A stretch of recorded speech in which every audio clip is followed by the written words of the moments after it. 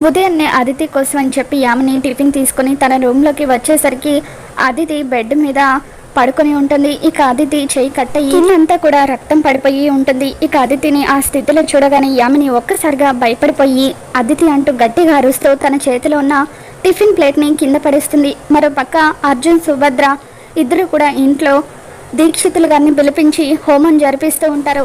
అమ్మ, ఎవరి క్షేమం కోసమైతే మీరు హోమం జరిపించాలనుకుంటున్నారో వాళ్ళని తీసుకొచ్చి ఇక్కడ కూర్చోబెట్టండి అని చెప్పి దీక్షితులు గారు అంటూ ఉంటే, అలాగే దీక్షితులు గారు అని చెప్పి సుభద్ర అంటూ ఉంటుంది. తర్వాత సుభద్ర వెళ్ళి అహల్యని తీసుకొని వస్తూ ఉంటే వెనకాలే గౌతమ్ కూడా మెట్లు దిగుతూ వస్తూ ఉంటాడు. అలా అహల్య, గౌతమ్ ఇద్దరు కూడా భార్యాభర్తలుగా హోమం చేస్తూ ఉంటే అప్పుడు నడిచి వస్తున్న అహల్య గౌతమ్లను చూసి అవంతిక భర్త శ్రావ్య వీళ్ళందరూ కూడా షాక్ అవుతూ ఉంటారు. బామ్మ కూడా కోపంగా చూస్తూ ఉంటుంది. ఇక అలా అహల్య నడుచుకుంటూ వస్తూ ఉంటే అక్కడున్న దీక్షితులు గారు అహల్యను చూసి ఒక్కసారిగా షాక్ అవుతూ ఉంటారు. మరి రాబోతున్న ఎపిసోడ్లో ఏం జరగబోతుందో మళ్ళీ మన ఛానల్లో తెలుసుకున్న. వీడియో నచ్చితే తప్పకుండా లైక్ చేయండి.